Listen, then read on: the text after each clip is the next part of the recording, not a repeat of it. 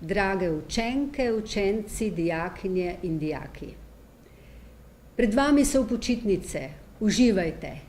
Kratke bodo, a ravno pravšne, da si naberete moči za nadaljevanje šolskega leta.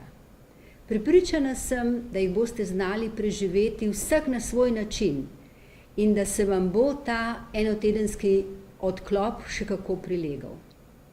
Rada bi vas opozorila, da v tem času praznujemo tudi dan reformacije. Dan, ko smo dobili prvo slovensko knjigo, ki je še kako pomembna za nas.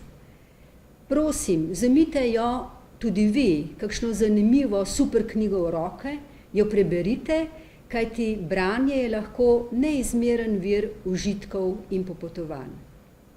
Drage učenke, dragi učenci, dijakinje in dijaki.